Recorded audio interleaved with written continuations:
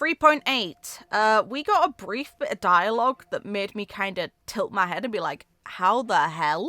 And it's kind of bizarre because it doesn't help that we don't have a fully established timeline for all of Honkai Star Rail's lore-based events. We have a rough idea of what happened in Amber eras, but we don't know how long an Amber era even is in our actual years, and we don't know if all of the events would line up in the way we imagine they would.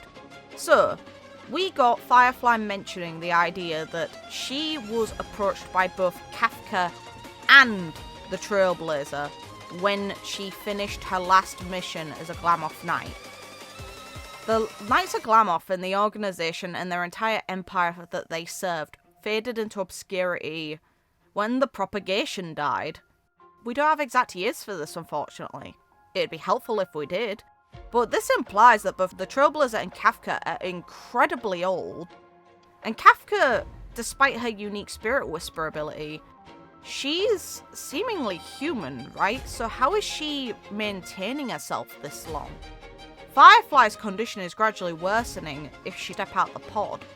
But the Trailblazer's situation is unique. They had the Stellaron planted inside of them purposefully, but how would they have survived all this time? I know there's the assumption that they are one of the cats tied to Terminus, but there's no guarantee that they are either. Even though they are associated with cats, which is fair enough, that could also be just symbolism, though, about their association to the path as a result of this prophecy that they are actively involved in now and is being modified to account for their actions. But Kafka was seemingly human. She might not be now. This is really confusing to an extent on how both of them have potentially survived this long. I guess their medcare is better than ours in the real world, but that's still not the point. I'm curious what any of you think when it comes to these questions, because I genuinely don't have an answer for how either Kafka or the Trailblazer are still around, beyond the Trailblazer being connected to the finality.